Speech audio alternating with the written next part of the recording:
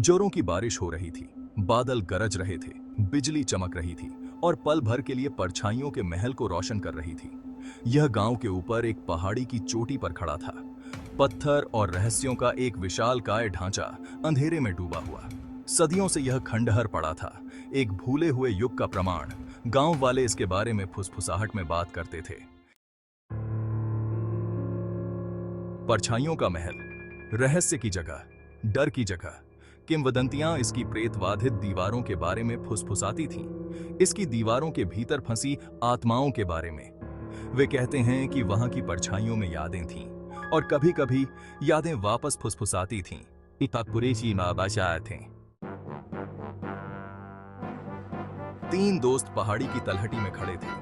रोहन निडर, तूफान से बेपरवाह मुस्कुरा रहा था। प्रिया सतर्क, उसकी आंखें घबराहट से फैली हुई थीं। और कर्ण संशयवादी लेकिन उत्सुक।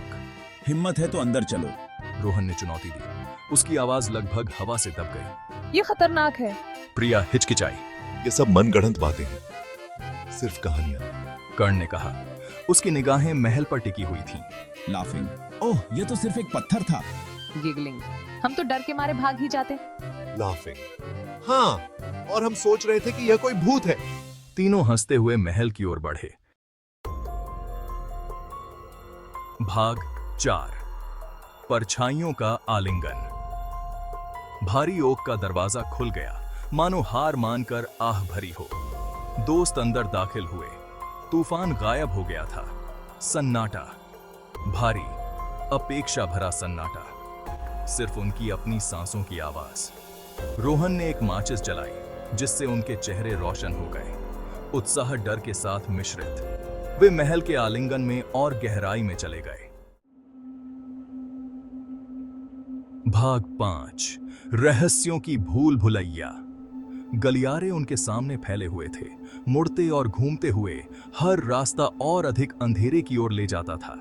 मकड़ी के जाले भयानक सजावट की तरह लटके हुए थे। फर्श पर धूल की मोटी परत जमी हुई थी, सदियों से अछूती। वे सावधानी से चले, उनकी फुसफुसाहट भयानक रूप से गूंज रही थी। हर कोने में मानो कोई परछाई छिपी हुई थी। हवा का हर झोंका एक फुसफुसाता हुआ खतरा था। भाग 6। अतीत की गूंज।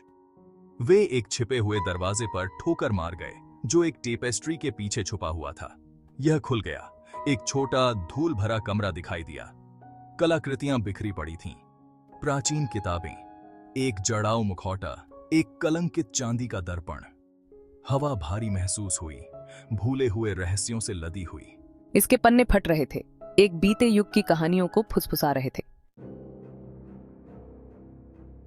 भाग 7। जब परछाइयां नाचती हैं।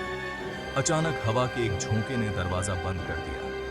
उनके द्वारा ले जाया गया एकमात्र लालटेन टिमटिमा गया, जिससे वे लगभग अंधेरे में डूब गए। उनके दिल तेज हो गए। एक फुसफुसाहट कमरे के चारों ओर लहराती हुई प्रतीत हुई, ठंडी और अलौकिक। फिर हंसी, धीमी लेकिन द्रुत शीतन। दीवार पर परछाइयां नाच रही थीं, विकृत आकृतियों में बदल रही थीं। हमें यहाँ से जाना होगा, अभी।